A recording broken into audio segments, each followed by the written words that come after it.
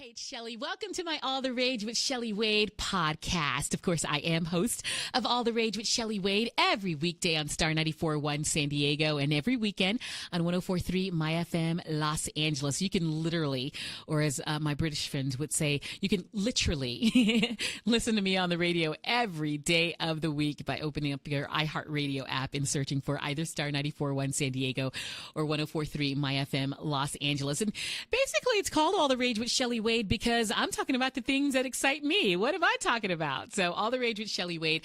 I've always been into all things pop culture since I was a little girl. I love pop culture. I love trivia. So if it's pop culture, I'm talking about it inside my Rage Report and on the podcast, whether it be my first love music or movies or TV or sports. If it's pop culture, I'm talking about it. So I wanted to talk to my good friend Jim Trotter from the NFL Network about Vontae Davis of the Buffalo Bills retiring and leaving his team during halftime. That fascinated me. So I've got Jim Trotter from the NFL Network on the line with me right now. Hey, Jim, start off by giving us some background about this. Well, I mean, in the statement that he released, he basically said it kind of hit him at that point that his heart wasn't in it and he really didn't belong on the field, and so he decided to walk away. And, my feelings on it are that, one, I just thought it was for lack of a better word, it was a punk move. Because, look, I believe if your heart isn't in it, you don't want to do it, don't go on the field. That's fine. But you don't walk away at halftime without facing your teammates and everything else. If anything, you tell the coach, you know what, I just don't have it. I want to make it through the game, stay on the sideline, and then after the game, you tell your coach and your teammates, that's it for me, I'm done. But you don't walk away in the middle of a game when everybody else is out there giving everything that they have, and just quit on them at halftime. You just don't. Football is so different from other sports in terms of, there are 11 guys and they have to function as a group, as a unit, more than any other sport. I mean, in basketball, you've got 5 guys to a side. But we all know if you have a Michael Jordan or a LeBron James, at times they can take over a game by themselves. Yeah. In football, you can't do that. You have to have the help of your teammates to be successful. And so more than any other sport, I believe that there is a certain brotherhood involved. And I just thought that Vontae Davis broke all the protocols, all the traditions, all the unwritten rules, if you will, of being a professional football player. Yeah.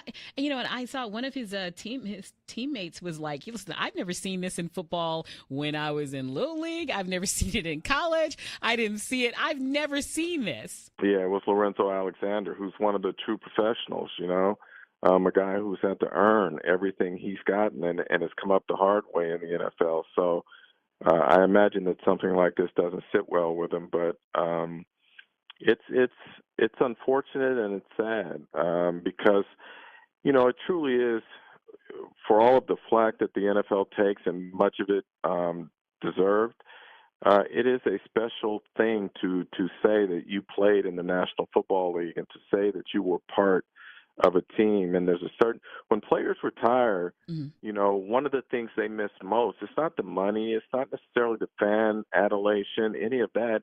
It's the camaraderie of the locker room and being around the guys. Yeah. And it's a special thing. And so, again, just to quit on those guys in the middle of a game, I can't wrap my head around it.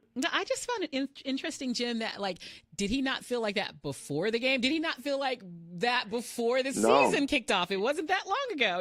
It's like he could have, just not started playing the season. Perhaps. No, he said it hit him at that point. I don't know if it was being down. I think they were down 28-6, if memory serves me. Mm-hmm. I don't know if that's what got him right there or what it was, but that was, they always say this, Shelley, it's not what you do, but how you do it. Mm-hmm. And I think that's one of the classic examples there. This is not how you want to do it. So over the weekend, you were in my home state of Texas, covering my dad's favorite team, the Cowboys. I was sharing this with Jim a few weeks ago. Of course, my dad passed away. It's almost a year come October. And, I'm from Houston. My entire family, they root for the Texans. But my dad, he grew up in the country. He grew up on a farm not far from Dallas. And I don't even remember a time where he wasn't a diehard Cowboys fan. So how was your experience over the weekend covering the Cowboys with the NFL Network? Oh, other than having to watch some bad football, it was good. I mean, look, that was that was a rough game to watch. Because look, the Giants are just awful, and their offensive line is among the worst in the league at this point. And to me, I think I was tweeting about this earlier today.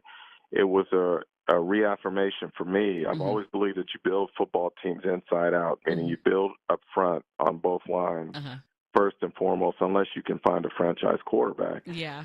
But, last night reflected that. You have, for the Giants, a team that has arguably some of the best skill position players in the NFL when you talk about an Odell Beckham Jr.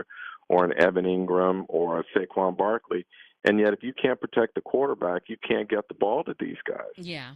So I think the Giants have messed this up. As for Dallas, I'm not so sure I'd be beating my chest about, beating up on the Giants, but I will say this.